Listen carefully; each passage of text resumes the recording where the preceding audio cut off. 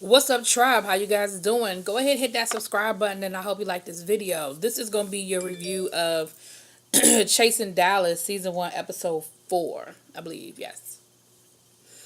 So we start this was a really good episode. We're going to get to some serious stuff. Let's get some of the, fool la la off the way first. But we start this episode where we left off with B King and Price, Tony. I'm sorry, I didn't mean to say your last name. Tony having their conversation. So to clear the air, Tony was upset. Remember I told y'all last week Tony came into the event on 10. They were at a game night. He was upset because some things that got back to him that B King had said. And if you go back to the first episode when they were at the club, B King and King Kane, they was talking shit about Tony, and they were talking about how Tony did some girls' makeup and it was orange, and then B King said how he tried to get Tony some jobs, but Tony didn't show up ready. And at the time he said, he didn't say the name of his company, but you got the impression that it was a high-end type of situation. In this episode, we found out that it's Dior, that he's a makeup artist for Dior. And he said, he just wasn't Dior ready. He showed up wrinkled and his pants were too tight where you could see the imprint, a dick print and all that kind of stuff. So here's my take on it. So if I'm wrong, y'all correct me in the comments. This is what I heard. B King and Tony had talked about the situation with him doing the lady's makeup and messing the lady's makeup and giving her an orange tint. They had kikied about it, they had laughed about it, joked about it. So because they had discussed it and laughed about it, and Tony took it as, Tony sort of laughed it off, and B King, he clowned them about it or whatever, and it sounded like this was like through Facebook Messenger. In B King's mind, he wasn't talking shit about Tony behind his back because this is a conversation that he had had with Tony, and Tony thought it was funny. That's what I got. Again, if I'm wrong, y'all correct me in the comments. Here's my 2 cents on that. I hear where you coming from, B King, but you were still talking shit. See, the thing is, it's kind of like, think of it like this. It's that situation where you and your brother can fight. Your brother can call you everything he want to call you out your name. You can call him everything. Me and my brother done called each other's everything. Talked about each other's mama. We got the same damn mama. Talked about each other's daddy. We got the same daddy. But when we was fighting, we was fighting. You know what I'm saying? We went for the jugular. We didn't give a fuck. But I promise you, nobody on the street better say nothing else. Better not say nothing to my brother. I done fought over my brother. And vice versa. My brother done fought over me. You understand what I'm saying? Me and my sister the same way. Me and my sister used to go at it, but I promise you, you better not come at my sister. So it's kind of that situation where friends can talk to each other a certain kind of way, but why would you go out here and have that same conversation with somebody else? And so I saw where Tony was coming from and saying, but you was talking shit about me. B King's point of view was, but I feel like he was like, but you was cool. You was laughing about it. You was joking. I don't see why you mad. But I saw where Tony was coming from because I'd have been mad too. Just because me and you laughed and kikied about it, that don't mean that I want. That's like if I got on a fucked up outfit at the club and you tell me later, that shit was too tight or whatever. That's cool. We laughed about it and we kikied. But don't go out here talking to everybody else about how fucked up my outfit was because you my friend. You're not supposed to have that conversation with outside people. That's how I took it. If I understood the conversation wrong, y'all let me know. I done looked at this episode twice. I looked at this episode twice for a couple of reasons. One was because I really needed to understand the scenarios. And then my second reason is because there's some very serious things that happened in this episode, and I really wanted to do justice to people's story. So the second conflict, so that was my piece on that. They seem to have some sort of resolution, but that was just how I felt about the situation. The thing about B King, about Tony showing up not being due already, B King said he told him. He told him he was out of order and it wasn't cute and he wasn't appropriately dressed. Now that's what he said. Tony don't remember the conversation, but I'm going to get to that at a later point. But Tony didn't remember the conversation. But when we get to Tony's story, I'm gonna have some 2 cents about that. Then we get a better understanding of the conflict between Charles and Reese. Because remember, last week they started getting into it, but then they got interrupted by the argument between B. Scott. Oh, God, yeah. I'm sorry, B. Scott. B. King and Tony. So we kind of got interrupted. So let me make sure I understand the conflict between Charles and Reese. Charles and Reese met. They were building a friendship. Reese said in the beginning he was sort of feeling Charles, but then saw some things that he wasn't crazy about, and he was like, maybe I need to back this train up. But in the meantime and in between time, Charles started dating somebody that Reese had heard some things about that weren't too cool. So Reese, being a friend, let Charles know, like, look, you can date who you want to date, but I think you better know blah, blah, blah. Again, if I'm wrong, drop it in the comments. But that's what I got from that. Now, what ended up happening was this outside person that Charles was dating came at Reese, sent him a friend request, and then once Reese approved him as a friend or whatever, however that went down, he started sending him all kinds of fucked up messages and was like, let's fight. I don't appreciate what you out here saying in these streets about me.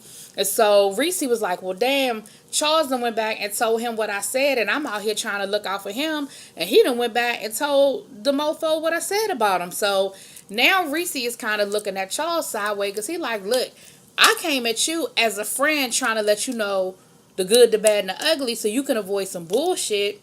And you sort of threw me under the bus, and now I got this dude over here all in my DMs trying to fight me. That's how I took that. If I'm wrong, y'all, because it was a lot. It was a lot to figure out this shit. But that's what I got. So this is my 2 cents on this. Charles, you fucking wrong. You don't do that. When somebody come to you and put something in your ear, you just take heed to the advice. Either you're going to listen to the advice or you're not going to listen to the advice. But you don't go back to the person and be like, yeah, so Reese told me you a hoe. What's up? Reese told me you be on the stroll. What's up? You don't do that. If you want to investigate. If you want to Google, if you want to go on to Jacked and try to find his profile, if you want to go, like whatever Reese told you, if you want to do your own research, do your own research. But you don't go back and be like, yeah, so Reese said da da da da da da da. Because Reese was just coming at you as a friend. Reese made a decision, and in that situation, he chose to be your friend over whoever this other acquaintance he seemed to have. That's how I took that. So y'all let me know. But that's my opinion. If somebody come at me and give me some advice about somebody I'm dating, now I know people do stupid shit when they in love. Been there, done that. I got the postcard to prove it. And I've had friends come to me and be like, I saw your man down at the club. He was pushed up on some chick. Or I saw your man at some other spot and he had a ring on. Like, I've had people come back to me and tell me. And even if I confront the dude and be like, so what's this? You was down at the half note? Pushed up on some chick? I don't never tell them where I got it from. First of all, I want you to be nervous. I want you to be like, damn, who the fuck she know? Is it the bartender? Was it my waitress? Was it the band? Like, I want to know. I want to keep you guessing. I don't want you to be able to tell me who said what. I'm just going to be like, yeah, shit, it might have been me up in the cut. You don't know.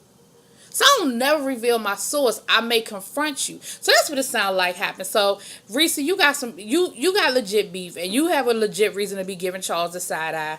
I ain't gonna do it. I'm not gonna do it. I was gonna throw some shade, but I'm not gonna do it. It's gonna probably come out before I finish this review, because I want to say it, but I don't want to say it. I'm gonna say it. What y'all put in Charles' beard? It was shiny. It was real shiny. Alright, stop. That wasn't nice. Alright, so here's some serious stuff though. They started playing, so they finally got down to playing some damn games. Aubrey drunk. He asking people if they know magic tricks and shit. I guess he was like, look, I came for a game night. We ain't played a goddamn game. Ain't no Jenga, ain't no Pictionary, ain't nobody playing no spades. Let's play a game. So it looks like what they decided to do was everybody wrote down questions and put them in a hat, and they were pulling the questions out and answering them. That's a cute little game to play. And sometimes you don't know what you're going to pull out, which I think is what happened. And I'm sure some of the questions were posed to create a serious conversation, which it did. So we had a couple of serious things that came up. The first thing that came up was, who would you get into a threesome with?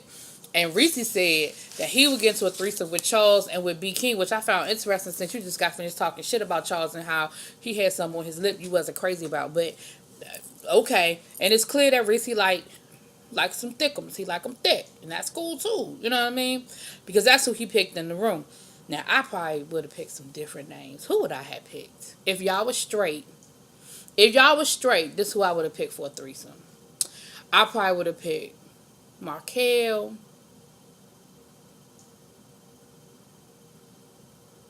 Who would be the third one? I'll probably say Markel and Premier, because they look alike. To me, they do. I know they don't think they look alike, but to me, they look alike. But I know y'all gay, so I know that's not even a situation. But I'm just saying that would be my pick. Anyway, we way off topic. So then the question was, have you ever been I'm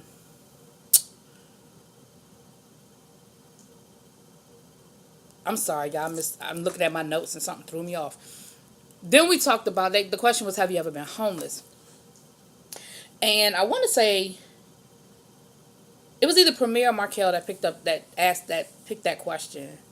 And the person who picked the question, that hadn't been their experience. And then I believe it was Premier, and then Markel said it hadn't been his experience. And Reese said it had been his experience, his story. And y'all, Reese's story is so sad. Oh my gosh. Reese, I want to fly to Dallas and just give you a hug, and it just makes me so much more in awe of what you have done with your life, that so many things thrown at you, so many strikes thrown at you, so many fucked up situations, and you still been able to prevail. And oh my God, I'm just in such awe. I hope you're watching this review, because I really want you to hear this from me. But his father passed away. He said once his father passed away, he went to foster care because his mom was an addict and his stepmother abused him. So it sounds like he was living with his father and his stepmother, and his mother wasn't in the picture. So when his father died, it sounded like he was with his stepmother for a while, but she abused him. He said her fractured his arm, and some really serious things happened. He went to the foster care system, and then he was with his foster family, and they were really giving him a hard time about whether he was gay or not. And he was like, look, I was just trying to graduate from high school. And to just hear his story, I would never, our children will disappoint us. I don't have children, but I know that there were times I was disappointing my parents. Shit, I probably disappointed my mom a couple of weeks ago.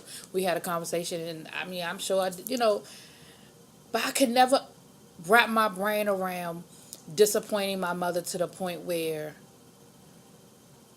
she would put me out.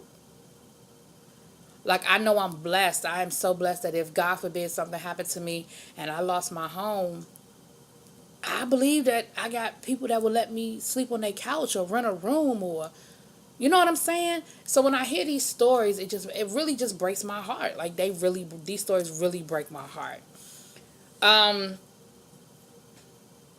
So then Tony started talking, y'all. And he was saying that he has been homeless, that is a part of his story as well. And then he went into the fact that he dealt with substance abuse, and that his drug of choice are opiates, I believe. No, meth, which is weird. I ain't never heard of a black person on meth before. I know that's racist or whatever, but it's just true. I've never heard it. I've never, that's never been my experience. I have dealt with substance abuse. I'm not going to tell somebody else's story, but I've had substance abuse in my family. I've had to deal with it. I've had to move through it and deal with the disappointments of someone who is addicted to drugs, and sometimes their addiction becomes more important to them than being a good person, being a family person, being good to other people. That addiction makes you do things and makes you make decisions that are not good, that are not conducive to maintaining relationships. And I think that is something that Tony has dealt with. It's after it said he went into rehab shortly after even doing that confessional, which means that this is a recent struggle that he is dealing with. So I tip my hat. I commend you, Tony. It is a day by day. Again, if you're watching this review, it is a day by day situation. It is a marathon. It is not a sprint. You wake up every day and you just make some commitments to yourself. And if you feel like you going in that wrong direction, or you feel like the day is too heavy for you, you make a phone call, you go to a meeting. You understand what I'm saying? If you have a sponsor, you call your sponsor. If you don't have a sponsor, go to a meeting, find an NA meeting in the area wherever you are living right now, and you make some relationships and some connections. I'm so serious. I am so serious. And I commend you and I thank you for sharing your story. What you don't know, Reese, what you don't know is somebody who saw this, you helped. You help somebody tonight, today, whatever, whenever they watched it, because it's somebody that's dealing with that. It's somebody that's in foster care who's thinking, I can't do it no more. And they hear your story. It's somebody who's dealing with substance abuse who might say, you know what, let me go get some help. So you just never know how your story is going to hit somebody. And so this was a very serious episode. I listened to a couple of lives. I'm not going to get into all of the conversation from the lives because I want to try to keep my reviews within the episode. But I just want to say that it was a great situation that they are sharing. So that's that. So then we see, I wrote in my notes, sparkly beard. Anyway, y'all, I'm sorry. Then we see Reese went up to Markel's apartment, and they just had a conversation, kind of just recapping everything that's been going on. And what I found interesting is that Markel don't like Tony. He was very clear. He feels like Tony is an opportunist. He feel like Tony. Now, mind you, this is before the whole substance abuse situation. And something I was going to say, I said I was going to approach it again when I talked about Tony's story. What I'm going to say to you, Tony, and I didn't say it to you when I was on your live, but I'm going to say this to you, Tony. When you are dealing with a substance abuse situation, I don't know if you were high when you were doing these scenes. I don't know if you were high when some of these situations took place. But a lot of things happen that you don't remember. And I believe you don't remember them. I genuinely believe you don't remember them. But I think you don't remember them because you were high.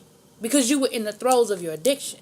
And so I don't know the extent of your relationship with Reese where the breach took place or the betrayal took place. I don't know. Not my business. But what I hope is that, because I feel like in that scene with Markel and Reese was still defending you. Reese was still sort of having your back, I felt like.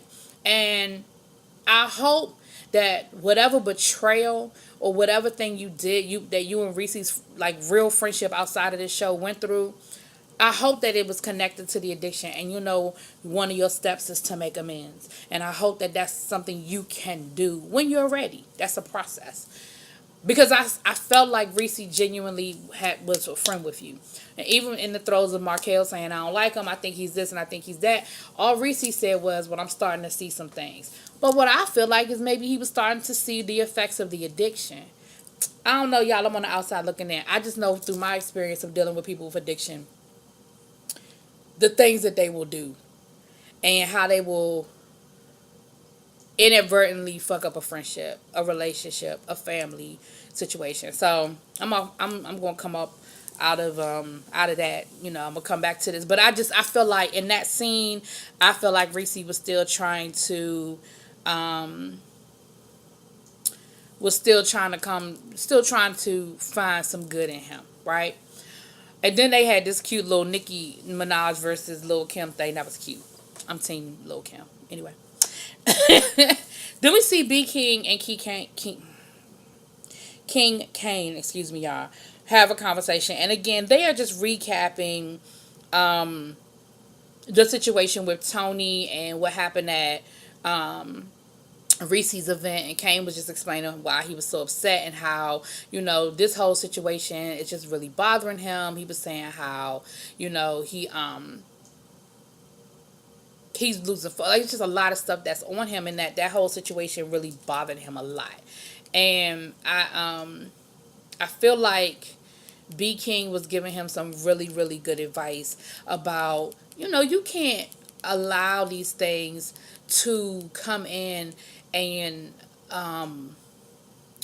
affect you to the point where it's affecting your money, or it's affecting your other relationships or your other friendships. And I just felt like he gave him some really good advice. Yeah, he just basically told him, don't let anybody take your energy. He was like, don't let anybody have that much control over you that you're losing focus, that you're not focused on doing what you need to do. He was like, don't let nobody have that much control. And that's the best advice ever. Let me tell you something. What I can't do is control other people. I can only control me and mine. And when I say mine, I mean me. I can't even control my nieces, my nephews, my sister, my brother. I can't control nobody else. I can only control me. And I can't let what you doing break up what I'm trying to get done. And if what you're doing becomes so distracting to what I'm trying to do, then we need to make some different decisions about our interaction and our relationship. And I've said it in other videos. I got friends that I love dearly, still love them to this day, but I had to put them in a different place in my life because they were doing something that I just no longer wanted to be a part of. I still love them to death. And I'll hang out from time to time, but it can't be that we just had to change the dynamics of our relationship because what you doing and what I'm doing just ain't meshing no more. So anyway, that is the review. I hope you guys like it. Drop it in them comments. Let me know what you think. And I will see y'all next Thursday.